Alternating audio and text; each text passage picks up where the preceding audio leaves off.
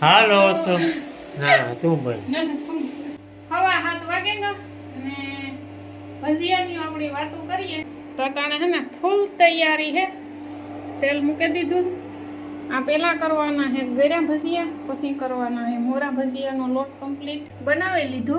તો ગળ્યા ભજીયા પેલા કરેલા તો ખાવાનું ટાણું થઈ જાય, પછી મોરા ભજીયા હું કરતી જાય ને પછી બધા યારો કરતા જાય. ને આ ગળ્યા ભજીયા હે ને પૂડા ને ગળ્યા ભજીયાની હે ને ટાઢો વધારે ભાવે, અટાણે ઓછા ભાવે ગરમા ગરમ.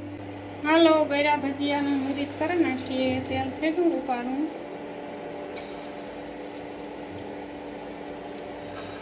હાલો તો ના તું બોલ. હાલો તો અહીંયા હે ને મીઠા ભજીયાનો વારો હે પેલા તો બનવા થઈ ગયા હે ચાલુ. ટ્રેના ઘણા થાય મીઠા ભજીયાના તો તમારે આંગળી ખાવા બેહું કે આખે આખા બનાવ ને કઈ ઉતાવળ ને થાવ.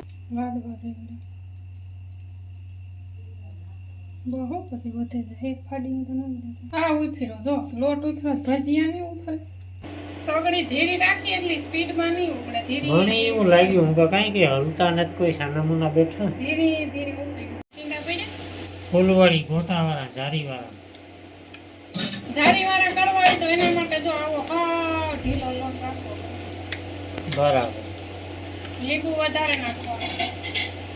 ખારાનું શાક જે ખાટા ખાટા નથી લાગતું. પ્રમાણ